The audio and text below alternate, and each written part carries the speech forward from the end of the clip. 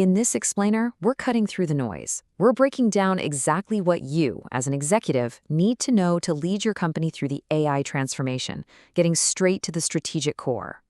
All right, let's kick things off with what is, without a doubt, the single most important takeaway. This quote right here says it all. AI transformation, it's not some IT project you can just delegate. No, this is a fundamental leadership task. It's your job to set the strategy, to drive the culture, and to own the outcome.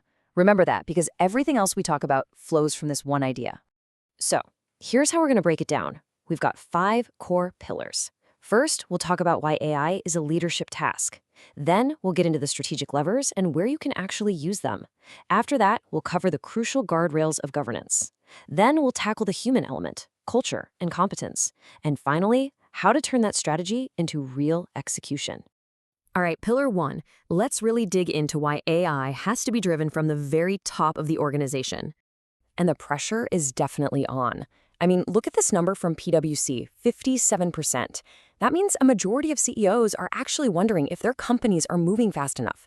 This isn't just some vague anxiety. It's a real strategic pressure that's keeping leaders up at night. You know, the stakes here could not be higher. This isn't about getting a little leg up on the competition anymore. This is about survival. A basic grasp of AI's strategic power, it's just not optional for leaders today. To ignore it is basically risking becoming obsolete. Okay, that brings us to our second pillar. We've established the urgency, right? So now let's get practical.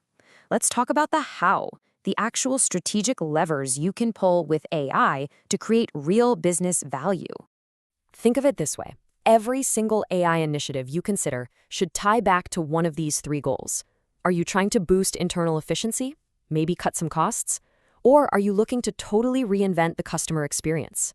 Or, and this is the big one, are you trying to create brand new data-driven business models? You've got to be crystal clear on this from the start.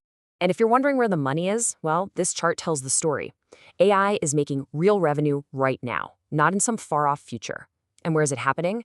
Right in the core of the business. Production, R&D, customer service, supply chain. This is exactly where you're going to find those high-impact early wins. But okay, after those initial wins, this is where you build a true competitive moat. Forget generic off-the-shelf tools. Imagine an AI that's been trained only on your company's data, your customer service logs, your industry-specific legal docs. These domain-specific models deliver a level of precision that general AI just can't touch. Honestly, this is the future of high-value AI. So the opportunities are pretty clear, right? That moves us straight into pillar 3, the guardrails. Because with all this power, you absolutely have to manage it with a solid framework for governance, risk, and compliance. And let me be clear, successful AI governance is never just an IT thing. It has to be a true partnership with the business. This model you see here, it works.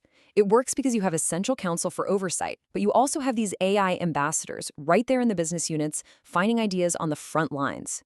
This setup ensures your AI projects are solving real business problems, not just cool tech challenges. Now, this question. This is the one that really ought to be keeping every executive on their toes. When an AI system gets it wrong, and trust me, it will, who's liable? Where does the buck stop? This isn't some theoretical debate. We're talking about huge legal and financial consequences you need to be ready for. So the responsibility is definitely shared across the top, but the roles are very distinct. The management board, they're on the hook for the day-to-day, making sure AI is used legally and beneficially. Then you have the supervisory board. Their job is critical oversight. They monitor the whole strategy and have to be competent enough to even ask the right questions. You absolutely need both for this to work responsibly. All right, let's move on to our 4th pillar. And this one often turns out to be the biggest hurdle in any major transformation, the people. I mean, just look at this chart. It's pretty staggering when you see it laid out like this. A full 70% of the problems in AI projects have absolutely nothing to do with the tech itself. It's all about people, processes, and culture. So if you're only focused on the technology, you're literally solving for the wrong 30% of the problem. And this quote, it's a really honest take that we hear all the time. The biggest knowledge gap is often right at the very top. Why? Because the folks who are native to this technology, who just get it, they're already working for you, but they're probably not in the C-suite. The real leadership challenge is admitting that gap exists and being willing to learn from the ground up. And here's a really powerful, practical way to tackle that: reverse mentoring. It does exactly what it sounds like. It flips the old model upside down. You pair senior leaders with your younger AI native talent. It's just a brilliant way to get executives up to speed, bridge that culture gap, and spot opportunities you'd otherwise completely miss. Okay, and that brings us to our fifth and final pillar. It's time to talk about turning all this strategy and knowledge into actual execution in this new competitive world. Now, this right here might be the single biggest mindset shift for any executive. For decades, having the best strategy was the key advantage. But AI is changing the game. It's making deep strategic analysis accessible to everyone. So when everyone can have a great strategy, what's left? Execution. The new advantage is simply your ability to execute faster and better than your competition.